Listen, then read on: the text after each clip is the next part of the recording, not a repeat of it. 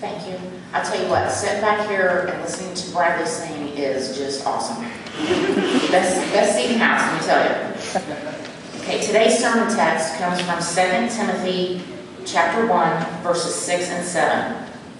For this reason, I remind you to fan into flame the gift of God, which is in you through the laying on of my hands. For the Spirit God gave us does not make us timid, but gives us power, love, and self-discipline. And Randall, I'm going to turn it over to you. I have a video. Thank you, Kim, and good morning, everyone. Good morning.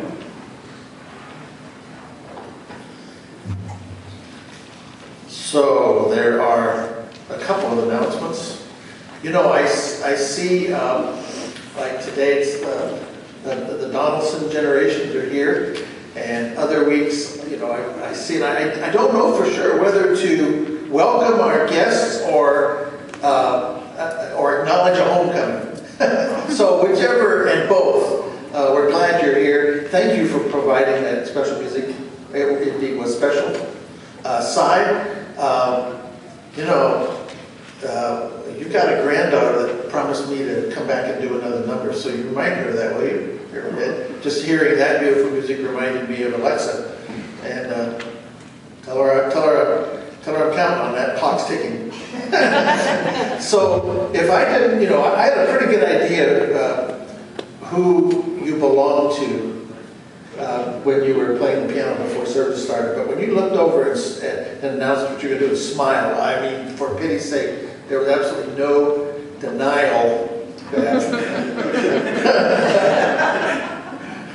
And of course we have Emma here and her sisters, but I've watched, in fact I watched both girls play ball, and I would not do well playing against Emma and the other girls pitching. I mean,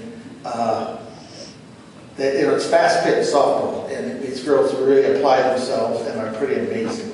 And the speed that ball's coming through, and even at their age, the curves and the rides, I mean, I would unfortunately fan out way too much of the time. But it's anyway, it's a joy to have you here. And Coach, you know, the team doesn't get that way by itself. Like I said about the circus, the group I wanted to stand up and cheer and salute the most was that way, full of 25 coaches and trainers, you know. Just amazing.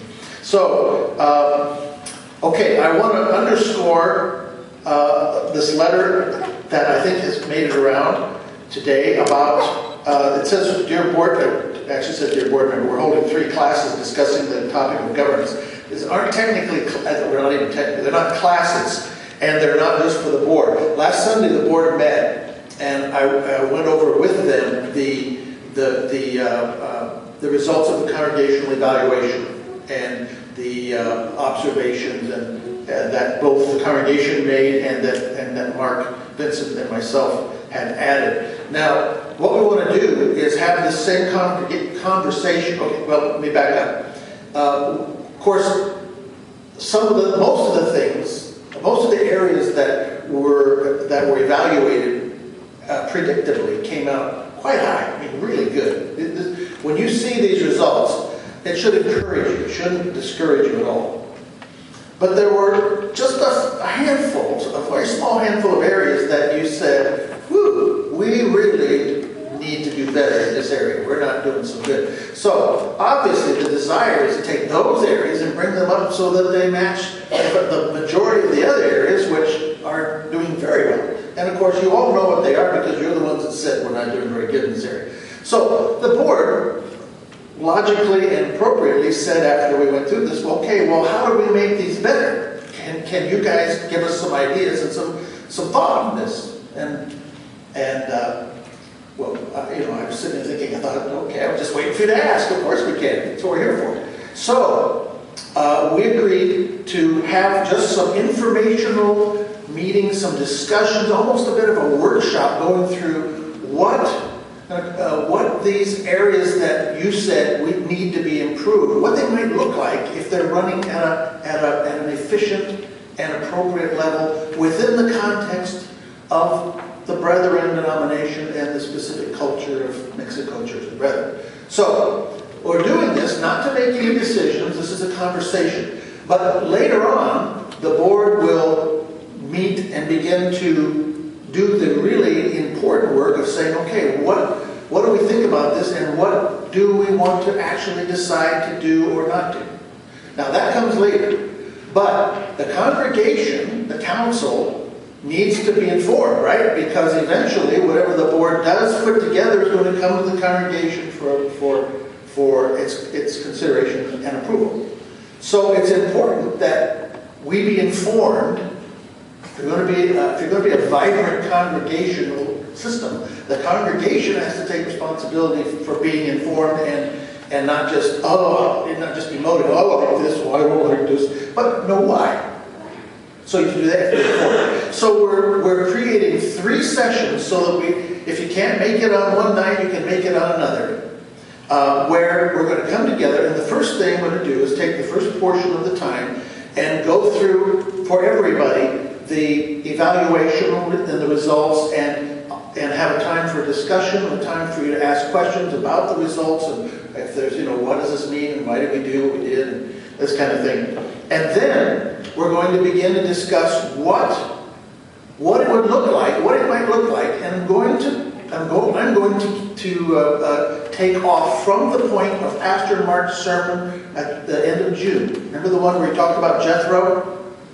And how Jethro was overwhelmed, and how, Moses was overwhelmed with the governance, and everything was bogging down, and it sounded kind of like some of you have described that things can get here. And God sent Moses' father-in-law and Jethro, the priest of Midian, and gave him some very simple but very practical advice that turned everything around and began to make things work again. So, Pastor Mark talked about that, and we're going to then explore together what that system might look like. What would be the same, what might be different, why. Okay, with all that said, we were going to do Tuesday as the first one, but with the fellowship hall out of commission, we've moved that. And so the first opportunity for you to come and be a part of this will be this Thursday, August 6th at 7 o'clock in the fellowship hall. It'll be a 2-hour meeting.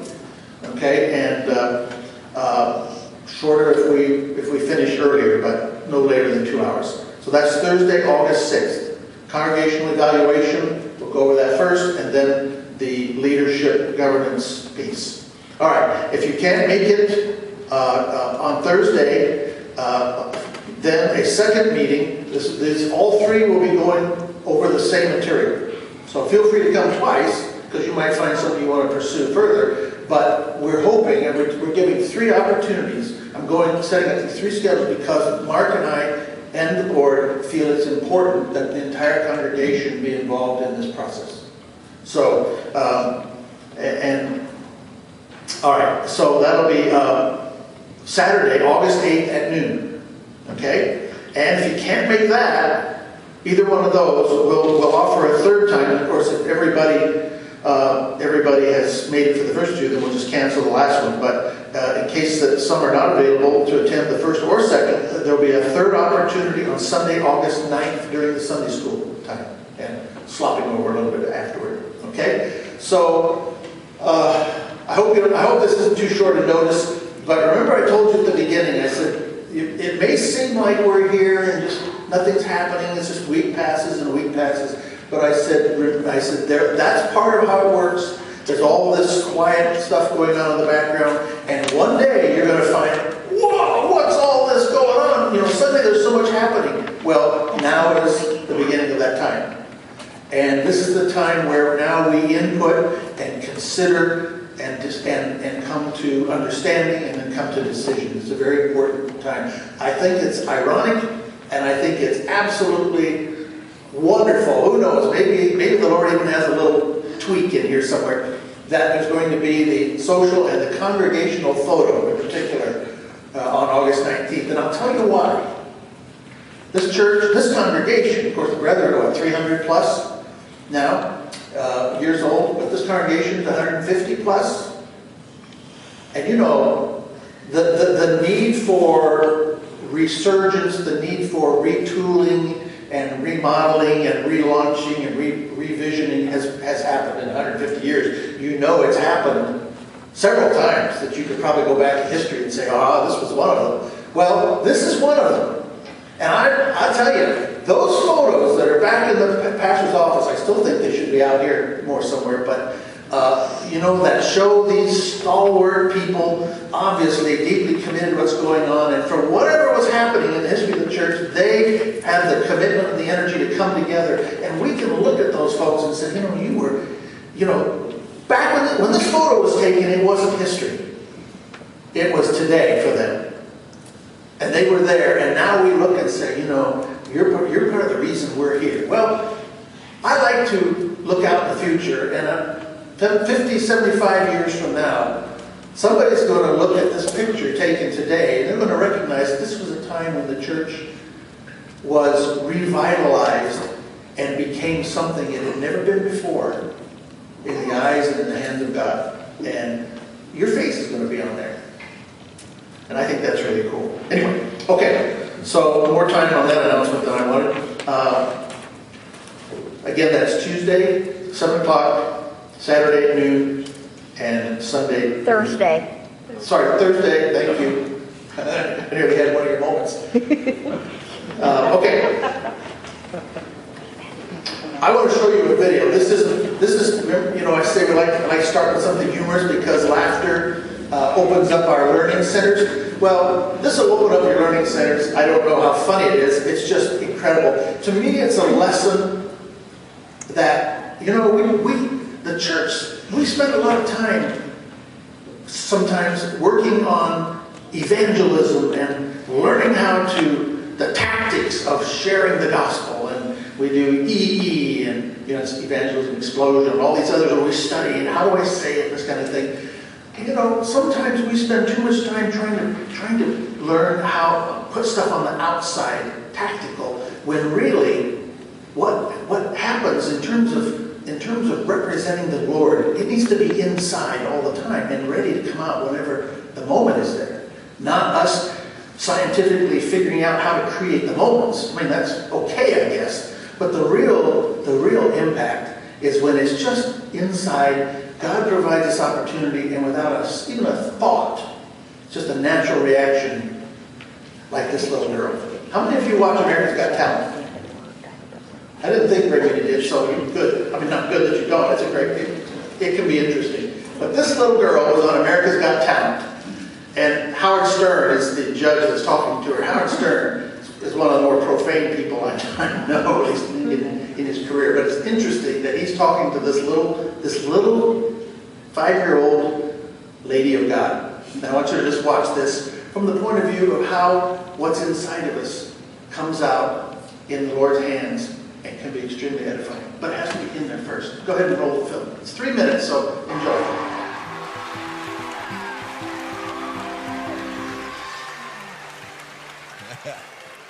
Hello.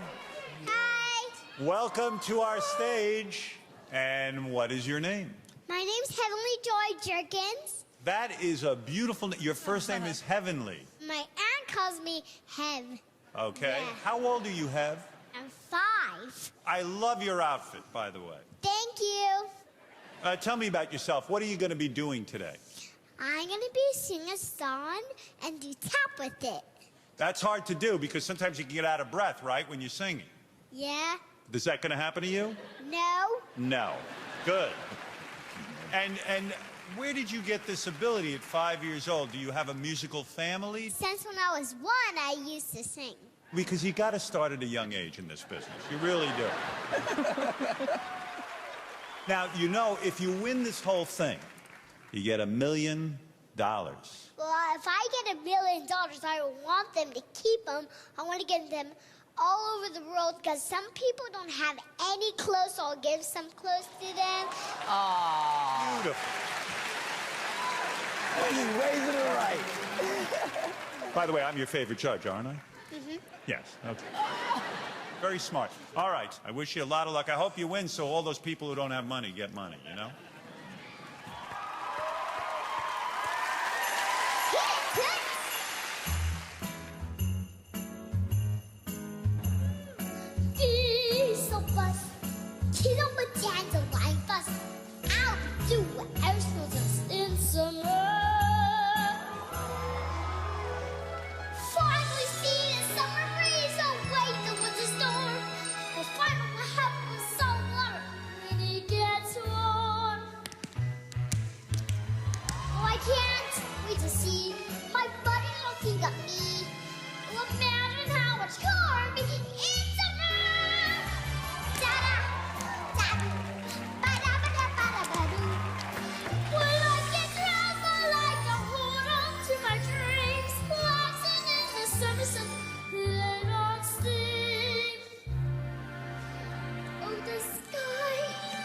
people, you guys will be there too. We're finally through. We're for something new. It's summer. It's summer.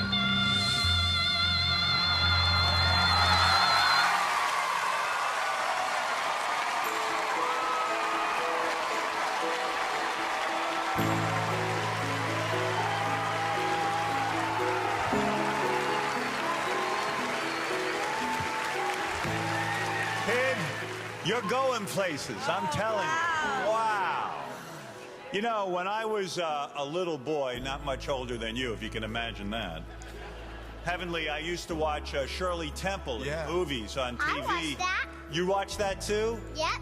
You know, I think Shirley Temple is living somewhere inside of you. Is that possible? Because...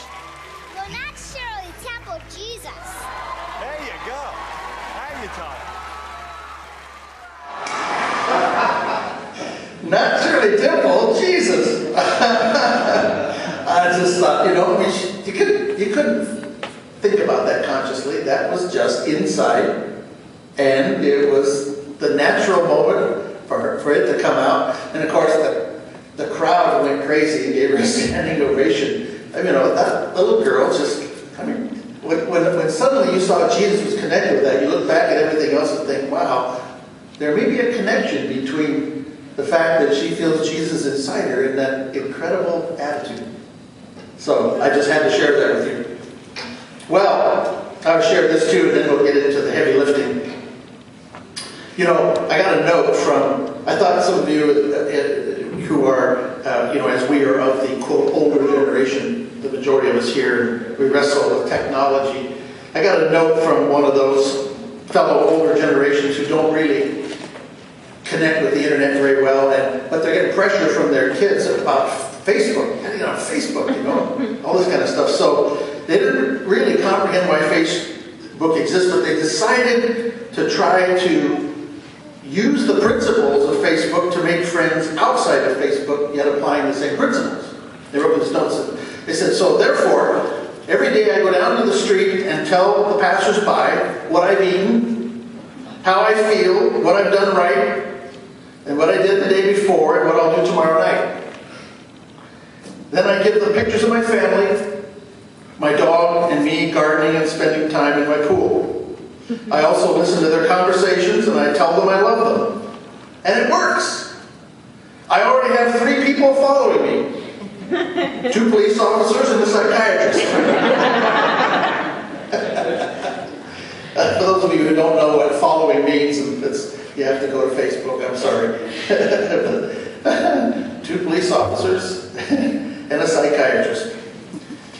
That's true. If you look at half the stuff on Facebook and just divorce it from its context, it does look a bit insane. So, you know, when I was, well, the scripture reading that we had today is emphasizing the fact that God gives us gifts that are meant to be used proactively. You know, and Paul tells Timothy, fan that flame. Don't be passive. He said, because the Spirit of God doesn't give us a timidity. It gives us power, love, and self-discipline. You know, there was a time when I was in junior high school, I loved basketball, and I played hard, and but I didn't realize how badly I needed this scripture.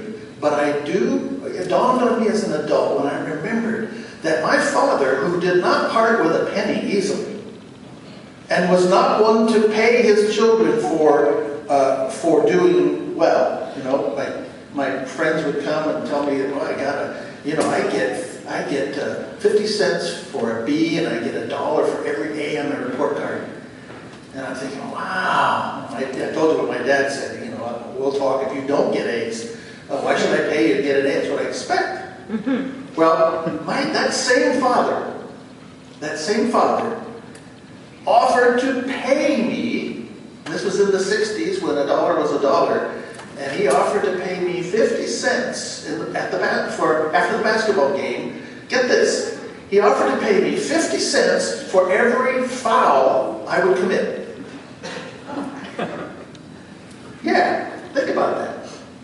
Every foul I would commit, he'd give me 50 cents. Why? For pity's sake, we played a couple games a week. My allowance was only $5 a week. I could double my allowance if I just take him up on that. I don't think I ever maxed out.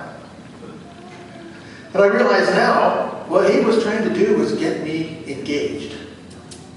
Because I was so concerned I might make a mistake or I might blow the game for the team or something. I was a guard, I'd bring the ball down, and then looking back, I'd have perfect lane open to drive and score, but I'd pass it off.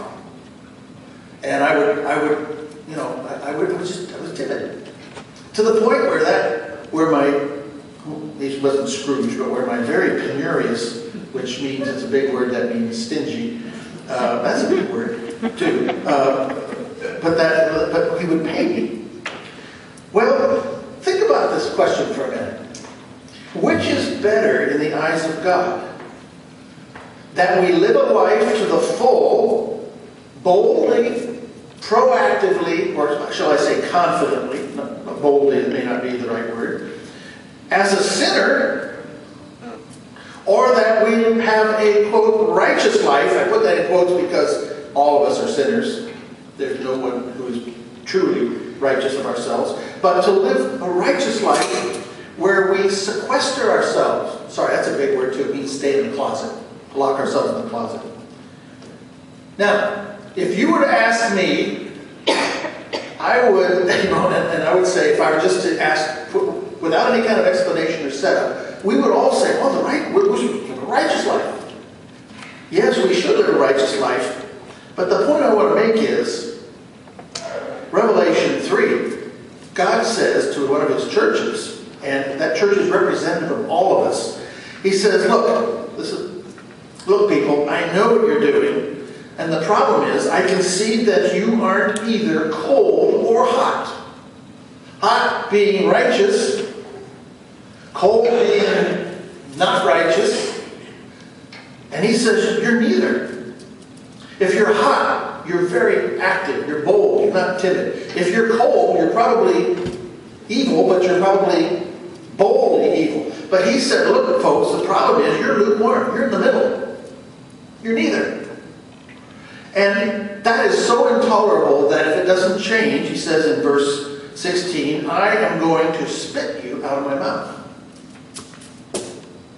Which would God rather have? Life, energy, courage, action that's wrong? Life, courage, action that's right?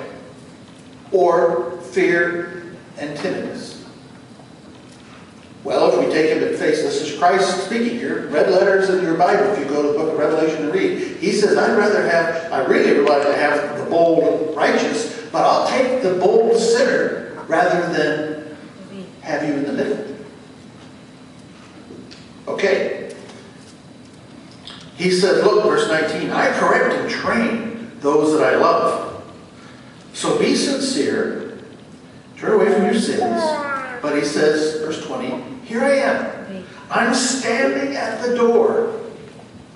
I came with an intent. I come to your door and I stand there with the intent that we be together and working together and living together and in relationship. And he says, but I'm knocking. And if you will answer, it's not always, he's not going to crash the door down. So he says, I'll come in and eat with you, and you'll eat with me. And I will give those who overcome the right to sit with me on my throne. In the same way I overcame and sat down with my Father at his throne. He says that those who have ears should listen and consider and act upon what the Holy Spirit says to the churches. So it's interesting. Overcome, is that an active word, an active concept, or a passive concept? Active. I'm not familiar with, maybe it's a new science that I have yet to be, but I've never heard of passive overcoming. Overcoming is active. Overcoming means growth. Overcoming involves what Paul in Ephesians says is a process of putting something off and putting something else on. So, God is the author of growth. He's the lover of growth. You know, even in creation, everything grows. Even death, which Paul says is God's enemy. It's our enemy. It's the last enemy to be vanquished and destroyed at the return of Christ. But even that God turns into growth. Right? We had this winter. It was icy and cold and snow all the time everywhere, and everything was dead, but it wasn't really dead because when it came back, problem with too much rain, but other than that, it came back, and every one of those little seeds in the ground produces ears and beans and things that have vast multiples of the original seed. God is a God of growth. And this is interesting. King David was a pretty flawed man. I mean, if you just read his life, he was a pretty flawed man. You would not, if you put David's life issues and his character, his biography up as a candidate for pastor or a candidate for some office in the church, you would not vote him in. David would never be voted into office, yet God says he was a man after my own heart. Paul, okay, here's an example of what I mean in saying God says he preferred to have the sin, but action. Because you see, God can work where there's life. It's where there's fear and paralysis that nothing happens. Paul was about as active and about as terrible a sinner as you can get. His passion in life was seeking out God's people and watching them be killed. I mean, you don't get much worse than that. Didn't bother Christ at all. When he was ready, he knew just how to reach him. He smacked him down, and now we refer to him as Saint Paul, who referred to himself as the least in the kingdom and the greatest of sinners. But Jesus Christ transformed that. But you see, there was something to work with. There was courage. There was action. Even if it was wrong, God was able to turn it to right. But God will not take our fear and our timidity unless we give it to him to transform. But he's not going to work with that because there's nothing to work with. Failure does not bother God. Okay, we need to understand that. Failure does not bother God. He made us knowing we would fail, and he sent Jesus Christ to conquer and to establish the fact that he is king of our lives, which means he's king of our failures and knows what to do with them and does change them into successes and changes us. So failure doesn't bother God at all.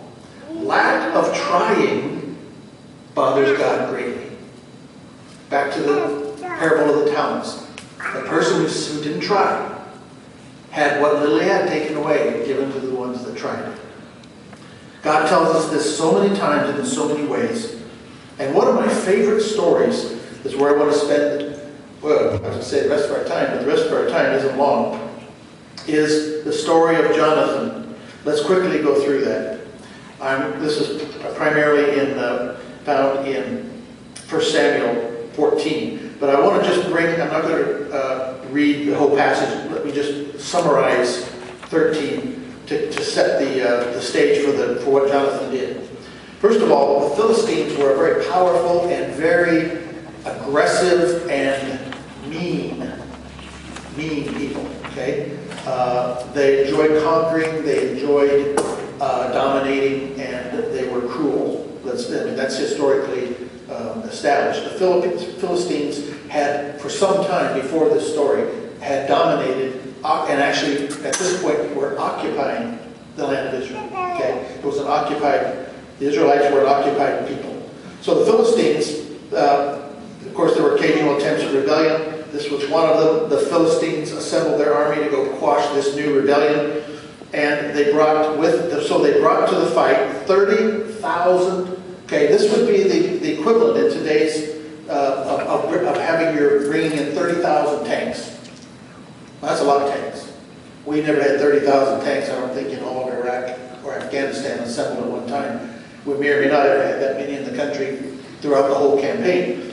30,000 war chariots, 6,000 cavalry, and as many soldiers as there were grains of sand on the seashore. So if there was more than 30,000 infantry.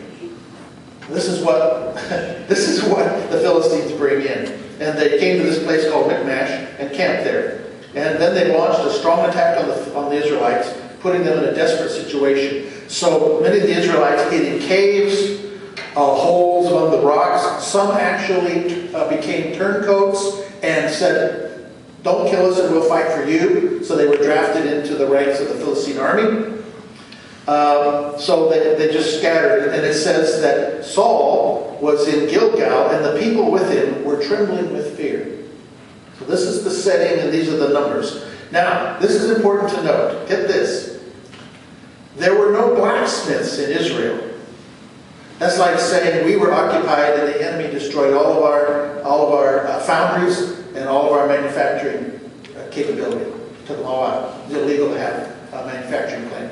Whatever you did, you had to import. So it says the Philistines were determined to keep the Hebrews from making swords and spears. So the Israelites had to go to the Philistines to get their plows, hoes, axes, and sickles sharpened. That's like we got to go to, is it Dave or Gary does our sharpening? One of you guys sharpens our stuff. I got some stuff I need to do. I feel like I'm Israelite. I need to go find them. Is it Gary? Yeah, the equivalent Philistine here and pay you to sharpen my knives. Okay, the charge was one small coin, hope that's your rates too, for axes and fixing goads, and 2 coins for sharpening plows or hoes.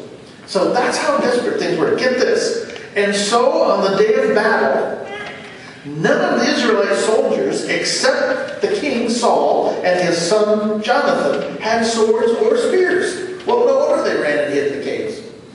You don't even have a sword or a spear. You may have a hoe they sharpen for you, and that's your weapon. And they've got 30,000 tanks and 6,000 air cavalry, choppers.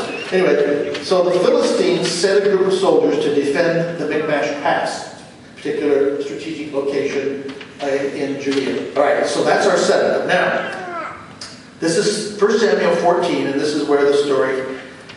One day, Jonathan said to the young man, oh, by the way, I don't know if I read it or not, but I think it's yet to come.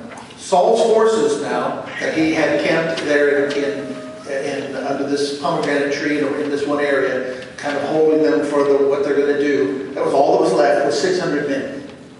So you had this massive army. You had 600 men and 2 swords and spears and armor, and that's it. Okay, so one day Jonathan said to the young man who carried his weapons, let's go across to the Philistine camp. Now that's interesting. That reminds me of the old saying, some ads are so good they stay with us for generations, right? One of them is, okay, you guys fill in the blank for me here. If you want mayonnaise, you have to break some eggs. That's right. In other words, Jonathan here, thank you. Jonathan here was being proactive. He was saying, we got to do something. We can't just sit here until they come and take us out. But Jonathan did not tell his father Saul. Why? Because, as we'll see as we go along, Saul would have told him not to go. Saul would have commanded him not to go. It's too dangerous. So he didn't tell his father, who was camping there at Migron, where it all is, had about 600 men with him. He had the priests, etc. So the men didn't know Jonathan had left. Now, show the photo at this point.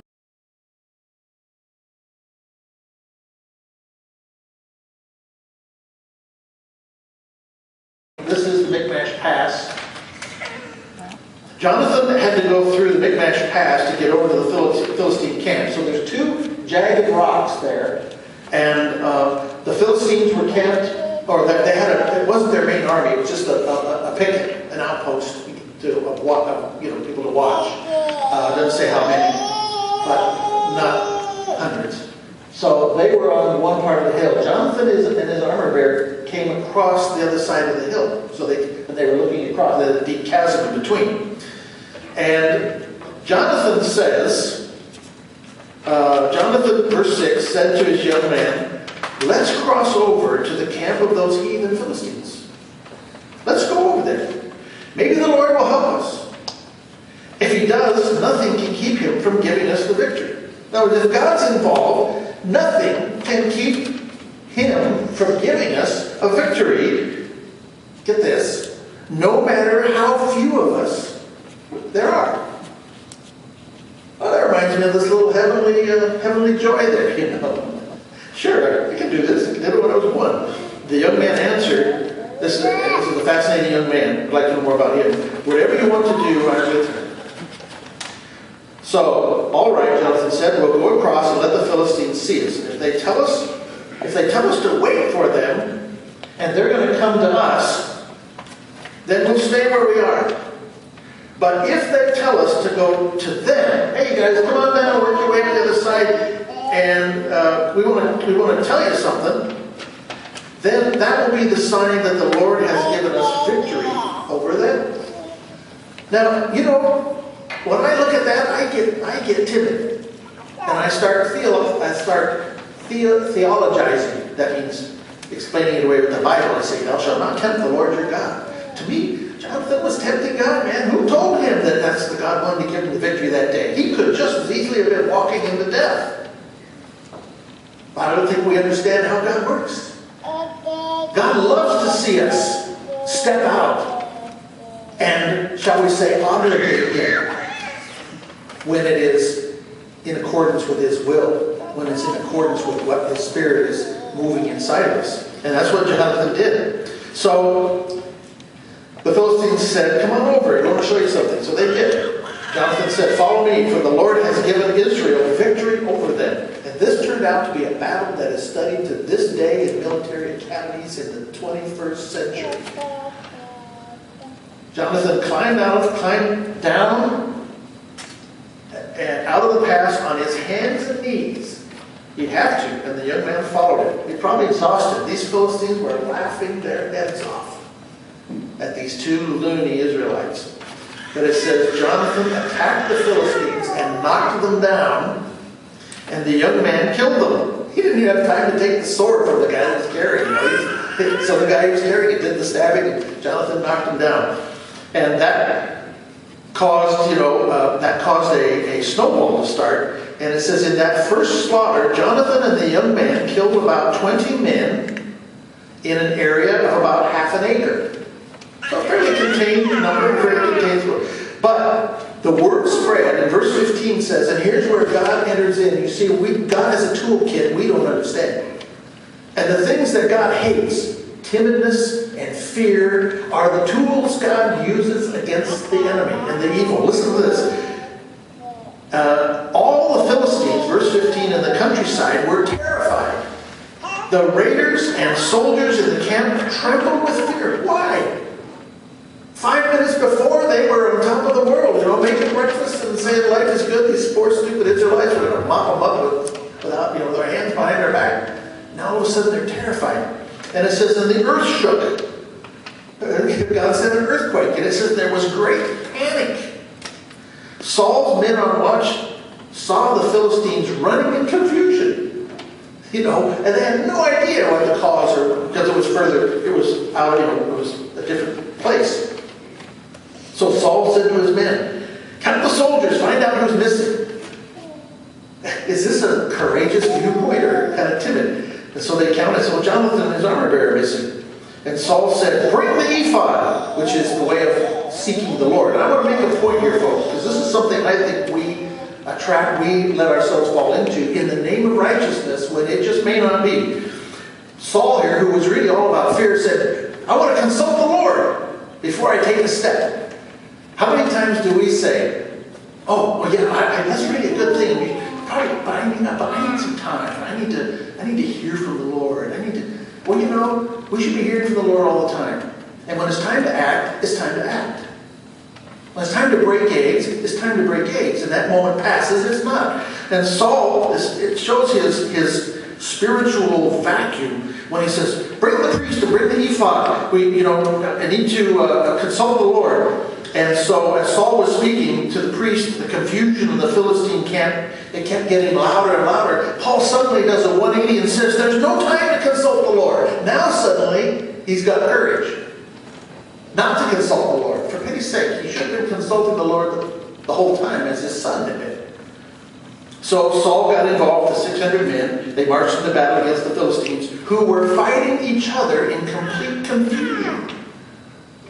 Some Hebrews who had been on the Philistine side had gone with them to the camp. Those people changed sides and again fought for Israel. And that to me is a powerful lesson. When there's strong leadership and action, it always attracts those who are hanging back. And they will get involved. It can come a point where leaders say, we're breaking our tail and it's just a few of us. But that's what it takes. And then there comes this point where the ones who hang back fearfully say, you know what, that's really probably going to work. I think I should get involved. And all of a sudden they come from everywhere. It doesn't just go like this. It goes nothing, nothing, nothing. And that's how you will go as well. Provided there's the first part. So, others who had been hiding in the hills of Ephraim heard the Philistines were running away, so they joined in the attack of the Philistines. The fighting went all the way beyond Beth-Haven, and the Lord saved Israel that day. Now you have to remember, folks, this was 3 chapters before David slew Goliath. So you had this monster Philistine who could take out a whole army by himself. Guess what? He was one of the ones pounding down the road back home with his tail between his legs because the Lord got involved with Jonathan.